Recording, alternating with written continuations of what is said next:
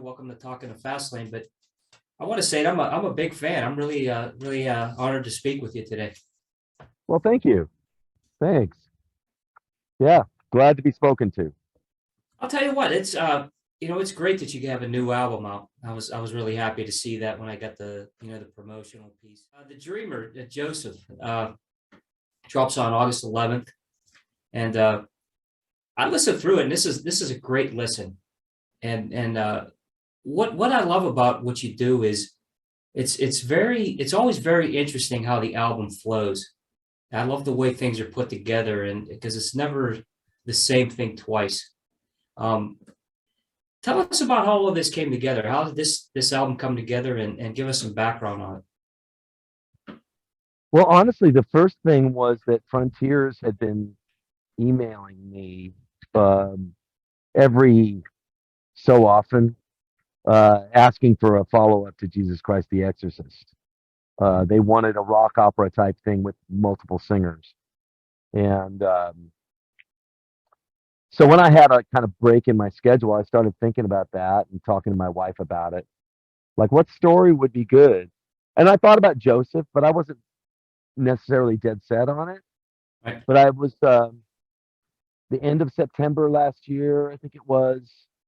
I was just, kicking some ideas around on guitar, and I started playing Million Miles Away into what became, oh, it's got that strange title, uh, Burns Like a Wheel. Like that Okay. whole little section, and then it goes into that riff. Right. That it was all sort of flowing as one piece, and I was recording it into my voice memos on my phone, and then a couple weeks later, I got the idea for um, Before the World Was, and I was just feeling like, oh, okay, it's coming. It's almost like it's kind of funny creating one of these albums. It's a little bit like giving birth. Right. Like, at first you're like, am I pregnant? I don't know if I don't know if it's the baby or not. Maybe it's just like a idea, but Right. as it develops, and you start to go, okay, this is a child, and now I need to do all of the labor involved to bring it to fruition. So yeah, that was how it started. That's right. It's great how it's put together, because it's like I said, it's always something that's a little bit different. But it's when you listen through, this full album and how everything comes together, you can tell it's kind of like your baby, definitely, because it's there's the passions there, the great changes that we love to hear, and the sounds. I mean, it really comes together perfectly, I think.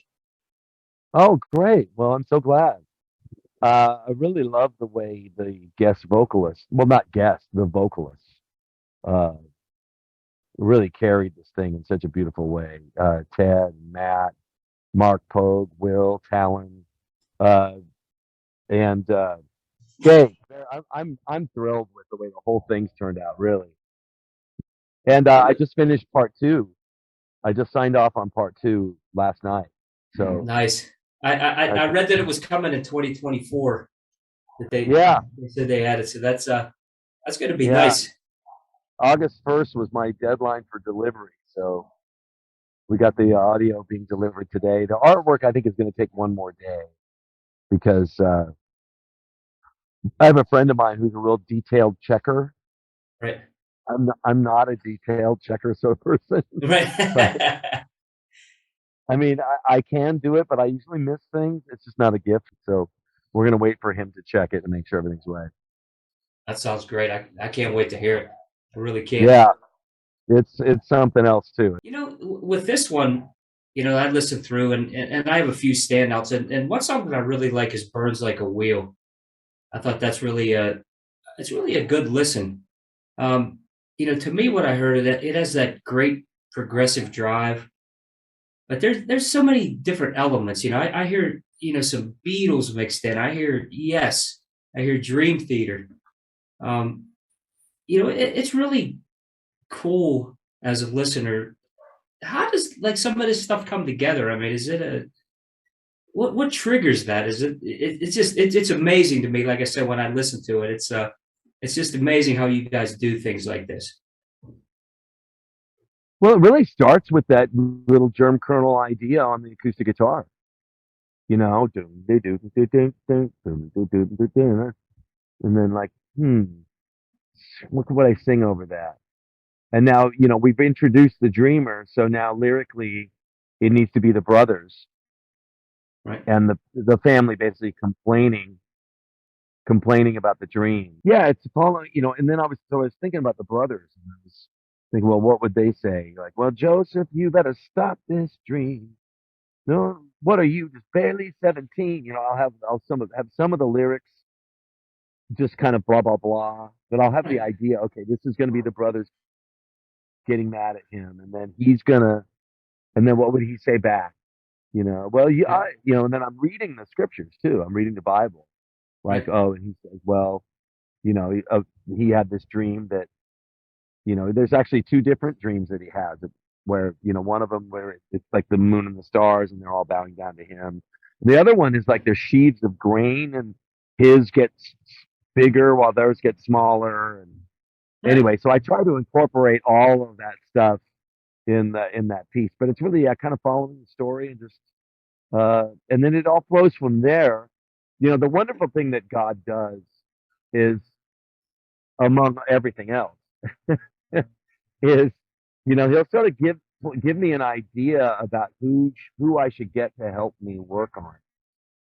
Like sometimes Right. it's like it's okay for me to play everything, but sometimes, like, I really felt like I should bring the Klein brothers and their friend Sam in on that song, on that Right. that whole section.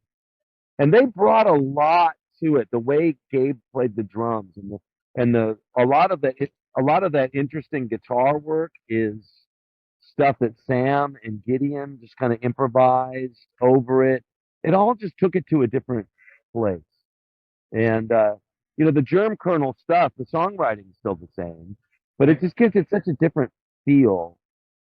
And I'm just really thankful that we're able to Right. get people like that to help, and that it turned out as cool as it did. I'm really happy with it. It's nice to hear that how things come together, and that was my next question actually. This is what, your 10th full length album, not just with this project, but everything that you've done. And on this and a lot of the last few albums, you could really feel the chemistry, like you just said, that how things are put together.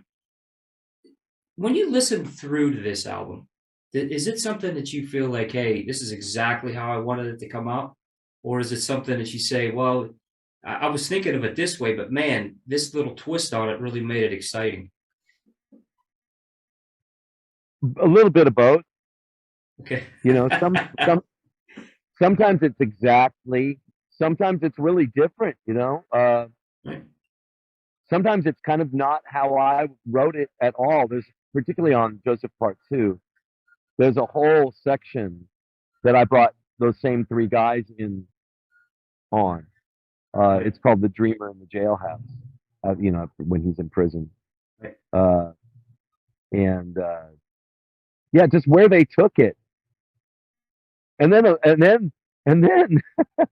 I felt to send the whole thing to Rick Altizer, who's a local artist friend of mine here in Nashville, and he put this like Led Zeppelin guitar thing on there. It's just changed the whole. And every time I was like, a lot of my notes in the mix was like, turn up Rick's guitar, turn up Rick's guitar. It's just like not anything that I was thinking, but the way Gabe wound up playing it, and the way that Rick's guitar comes in, I was thinking of it as a whole more space kind of thing, and it Right. turns into Right. this like really rock. Yeah, I love the surprises. I just really happy with the way God's been helping to orchestrate it all. It is. It's excellent the way it comes from a listener's perspective and listening. What when you guys are in a studio, or I know things are so different now compared to what they used to be, partially studio, passing tracks back and forth through emails and things. Right. Putting a project together like this, what kind of planning is involved? Because there's so many different pieces to it. What's it like? Like you said, you have an amazing cast. Like you said, Ted and Matt Smith and Jake and all these guys, and everybody just comes together so naturally. Well, I'm glad it sounds that way. Um, well, for me, especially an album like this, it's so lyrically driven that I wrote the whole thing, lyrics and all, really as I was beginning to, or maybe I don't know if it was before, but I was working on the lyrics with the whole thing. When I say the whole thing, um, the way I start recording these albums is just with piano and a click track. Right. So That's everything cool. you're hearing, like the beginning, the germ kernel thing was just piano and a click track. That's And that's cool. That's great to and hear. then Different, there winds up being a lot of editing. right? For example, where the choir begins its piece on Joseph Part One, it went into this whole other musical section. And as I was getting it more fleshed out and beginning to add bass and drums and guitar and organ, I basically put it, then I put some, so you get the bones, then you start to put some meat on the bones. Right. And as you're doing that, you're going to hear things that are working or not working for you. And I'm listening through, and when I got to that point at the end of, what's the name of that song? Uh, the slower sort of Pink Floyd song. But anyway, I got to the end of it and went into this other thing. I was just like, I'm not really ready to go into something else like that. Huh. What would I like to hear there? There he is alone in the darkness of a prison cell. I will wait on the Lord. I had this whole Right. idea Right. for a choir piece. And so I just basically did a cut and paste, when I'm doing this, that's putting a line on the screen, the whole, select all, you know, put Right. a Drop line it. there Yeah. and take everything after that, click delete. and then and then you'll put, then it's like, well, so I spent a whole day writing that. I think it's only a 2-minute choir piece, but uh, it's all so experimental too. I didn't know if it was going to work. You don't Right. really know.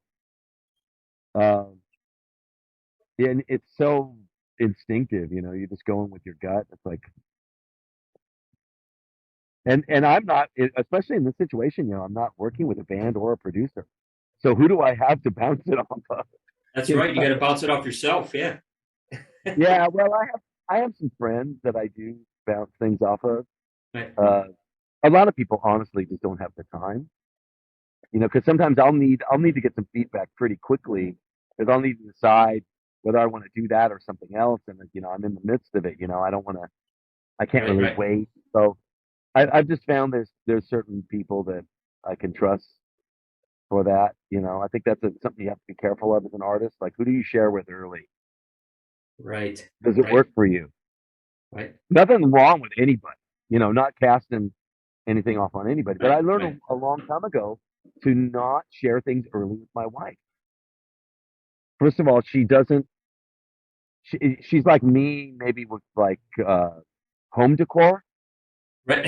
Uh, what I mean is, people will describe stuff to me, and I'll just go like, "I'm sorry, I have no vision. I'll have to just see it when it's done." Right. She can't. I got you. She she can't hear what it will be. Right. Sometimes I can't hear what it will be either. but but and she knows that it's a sensitive time, so she feels she felt pressure about that. So I just Right. stopped doing that. I don't share things with her until they're really finished, Right. because I didn't want to put her under that kind of strain. She's like, oh, what do I say? I don't, you know. She wants to make sure it's right. Exactly. Yeah, and she knows that, you know, that at particular times in the creating of something, you're very sensitive. You know, you can. What I mean is, you can. If somebody says, if somebody said about the choir piece, nah, it's really not working. You really ought to get rid of that. I probably would have right at the beginning because I was just really insecure about it because I needed to hear a choir sing it too. You know, to know what it was really going to be. And anyway, yeah. So there's a lot of that. It's an exploration, and that's what's so great about it. Like if I knew that, oh, that choir piece is going to be awesome, it wouldn't be as much of an adventure. You know, the adventure and the discovery. That's what it's all about, right? That's what life's all about: adventure and That's it. discovery. That's it. Yeah. So that's what I love about music and being on these paths and having and caring so much. You know, sometimes we can care as artists. I think we can care too much. We got to keep some lightness behind it. That it's Right. going to be okay. Like Right. I have to decide right at the beginning if I fail, it's okay. If that album Right. stinks, if that, even if I really like it and nobody else likes it, it's okay. God Yeah. still loves. You You know, do it I'm for not. you. You do it for you, and that's really what it's about. Yeah, yeah, but you know, all artists, they all want. Oh, sorry, my battery's getting low. Uh, Now you're all good. artists they want. Uh, you know, it's like Paul McCartney said. Well, the first thing that we would do is try to please ourselves, but we always cared very much. We wanted Right. things to, you know, bless others too. You Right. always want that. Right. So anyway, I'm glad that you're enjoying what you're hearing. It's good stuff, and what you talk about there, with with how much it means and everything, and that's really the great part about what they classify as progressive rock or progressive music because of the differences in it. It's not classified really as anything, but it's classified as not just anything, but so much. What the changes and the way things are written and how they're structured. It's it really comes together in so much of your heart and mind when it gets put Oh yeah, to the recording yeah, process. yeah. You want to be throwing everything you are, everything you can into your work, your albums. Um, you know, and it's a lot of prayer. I pray a lot because I don't want it to be. You know, there's something more. There's an anointing that's deeper than what, you know, God's gifted man with a lot of ability in a lot of areas. We can build Right. high rise. We can create symphonies. We can do a lot. He's really gifted us. But I'm looking for that extra, that indefinable thing that he brings. Right. You know, that thing that it really is indefinable, undefinable. I think probably the way to say it is really the way to say it because I don't know what it is about certain melodies that that give me goosebumps or make me cry. I don't really understand it, and I think that's one of the reasons why it's so fascinating is because we'll never really understand it. That's You right. know, That's the why does that? beauty of it. Yeah, why does the tension in that chord just make me go like, oh? You know, there's certain chords that will make me moan. You know, Right. so ooh. Right. Right. Right. That's it. That's it. That's the beauty and, of it. and and what's so wonderful is when you find that there's a whole world of other people who are moaning as well. That's it. They Yeah. enjoy it. They enjoy it. And that's great for you as an artist when you get that feeling too, and you say, "Man, I really touched somebody," Oh, and sure. just by what you did. And it's an amazing thing about music. Yeah. It works. It works deep. It works deep in the secret places of the That's heart. right. That's right. Yeah. Now when we go back and we look at your career, Tell us a little bit about how you got started, doing this, because I look back at some of the things that you created, the Spock's beard material, Transatlantic, and the things that you guys did back then. It was, progressive, I was in the 70s and, and the 80s, and then you kind of like that phase in there. You guys were kind of breaking new ground with what you were doing, and I loved it. Tell us a little bit about that, like those days. Well, let's see. The light. Um, I had written the demos that became the Light album in '91, I think, Right. and I was just trying to. I'd had this kind of awakening, which was I was getting really down and out in LA, having really gotten close but failed to get anywhere in the music business Right. at all. Like even not a publishing deal, not a production deal, not a anything deal. And I kind of had this awakening when I was in my early 30s that, hey, wait a minute, you didn't get into music in the beginning to make it. You got into music in the beginning because you loved it. I got back to my true love. And I have Right. to acknowledge that this happened through a course that I did called the Advanced course, Landmark Advanced Forum. Um, I really woke up to that, and I wrote almost that whole album right in the 2 weeks after I did that course, because I really saw that, and I just started just exploding with ideas, and like it was kind of like, well, if you could write anything you wanted to write with no concept of success, with no concept of other people, what would it sound like? So I started just going off and writing all this stuff. So that was really, it was born out of me and my brother Al both. It was like, well, we failed at being the next Journey. We failed at being the next Men at Work. It's the Right. '80s, right? That's right. We it's the beginning of the '90s. Well, we might as well go down doing something that we love more than anything. And and that's what's so great. It totally illustrates like the Rick Rubin principle of like, hey, whatever you do what you love the most. Right. That's right. Because that when we gave up having any commercial success, that was when we had a measure of commercial success. Right. You were doing what you love, and it translates to, what you do. You kind of let that go, and really feel the emotion, and that's what takes over. And like I said, with those early albums, as a listener, you really heard that, because that's some great stuff. I mean, you could sit back and, throw the headphones on and really enjoy, the full experience. And that's what I love about what you do. Well, thank you, man. Thank you. Yeah, it's a crazy story, really. Because there we are, like pushing 40, in a young man's business, really, in the music business, and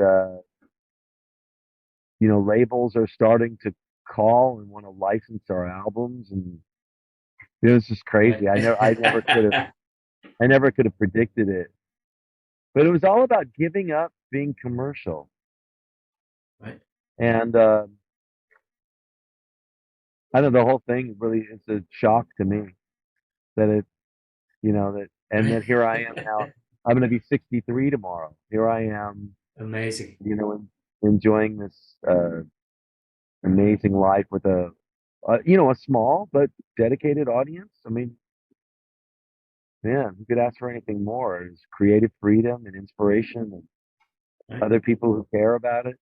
It's amazing, really. That's great to hear. Being able to talk with you, and then knowing the experiences with the past, and now what I hear, that you do now. And one of the standouts I have is I know that, this was kind of like an album that really stood out, and that's a transatlantic album, The Absolute Universe, Hmm. Forevermore. With one of my favorite musicians, Mike Portnoy. I Yeah. I really love what he does. But like I said, you guys were taking progressive music to new heights. With the things that you were doing at that time. What was it like, doing an album like that and working with the guys that you did? Mike and Pete and those guys on that one. Yeah, creating that one. That Yeah. that was a challenging one, man. That was there. Every record's different, Right, and it's right. good. It's like some of them are just a breeze. You're like, wow, that was chill. Are we Right. done? Others are like, oh, Absolute Universe. I would describe as one of the more difficult ones. Yeah, we were, flying to Sweden, issues at the studio. I was having to go in there and do the editing, know how to do the kind of editing that we were doing, and so it was just it was a difficult process, man. And Right. but that doesn't really matter. I mean, it's well documented how difficult the White Album was for the Beatles. I mean, Right. Ringo left and Jeff Emmerich left because the tension was so extreme, Right. and Right. I think the White Album is one of the best sounding records that they made. I So agree. sometimes, through the struggle comes great art.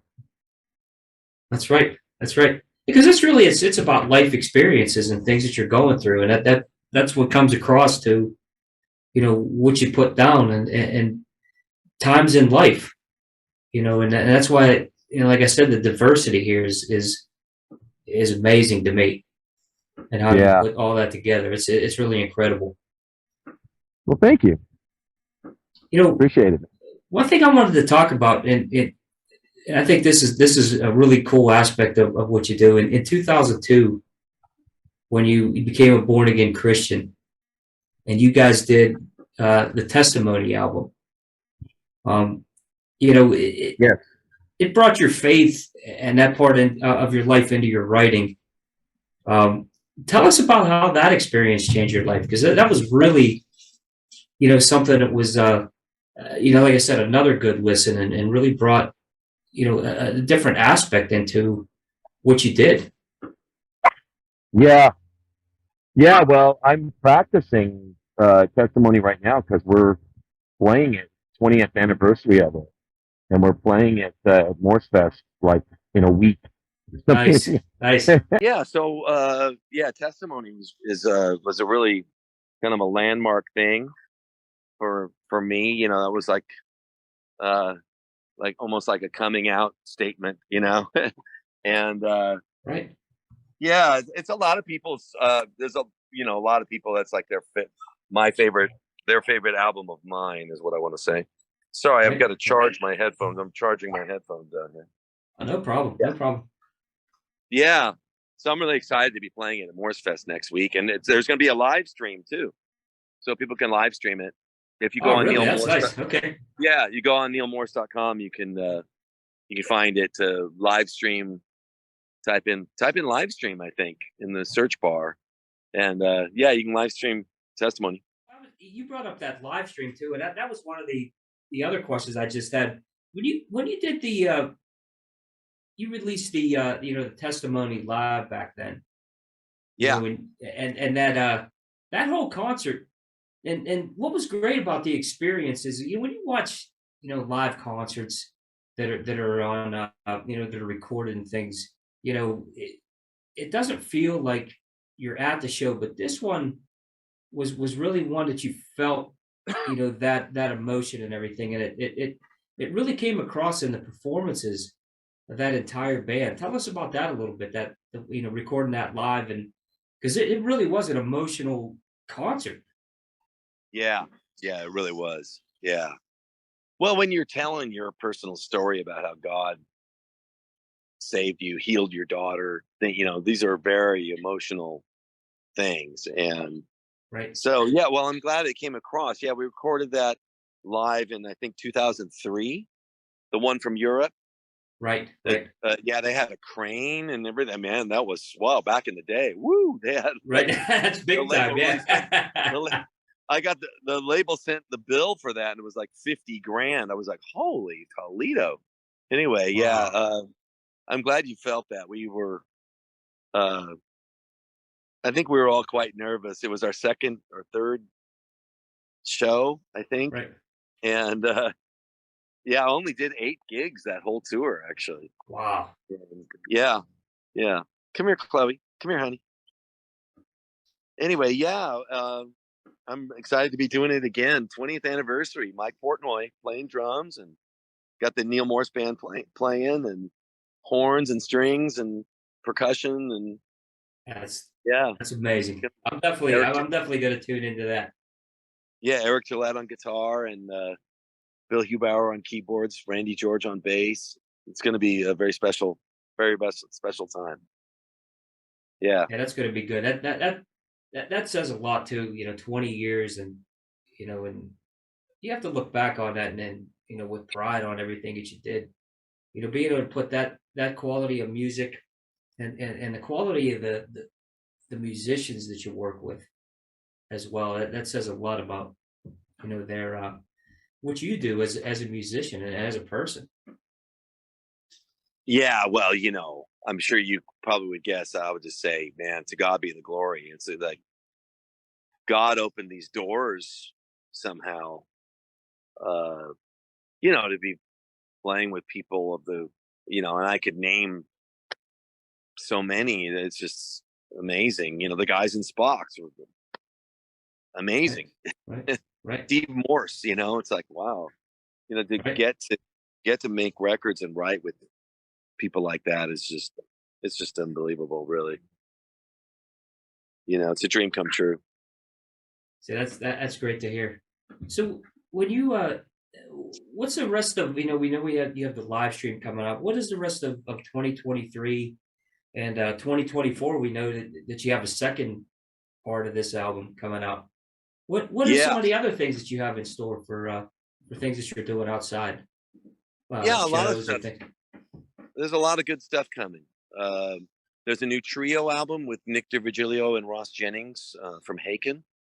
And there's also Morse Fest 22, Transatlantic, Absolute Universe, with strings and horns and percussion. Or I don't think there was horns, just strings and percussion and background singers and all that. The full elaborate thing with the whirlwind on night 1. That's great. Yeah, that'll be coming out. And then there's Joseph Part 2, which has just been completed and is going to be released next year. And so I've been working pretty hard. I'm gonna I see that. That's for sure. I'm hoping in the fall to take some time off. So yeah, it's good. You get to sit back and see the fruits of your labor, huh? Well, I don't know. I just feel like I need to take some time, Right. chill out, be with the grandkids a little bit. And, I always try to do that anyway. I'm always trying to make time. Right. You don't want to become so busy with the good things, that you don't have time for the very best things. That's the truth. That's true. It wears you out too. Yeah. Wears you out. How about any last words, Neal? I mean, I want to say, I appreciate everything that you do, and I look back on what you've done and the music that you've created, and I just want to say thank you for doing what you do. Well, thank you so much, man. It means so much to us as fans. I mean, it really does. Thank you. I appreciate it very much. Closing words, man. Trust God with everything you got, and He'll make it beyond what you could ever imagine. That's true. Right. Perfectly put. Perfectly put. I found it to be true.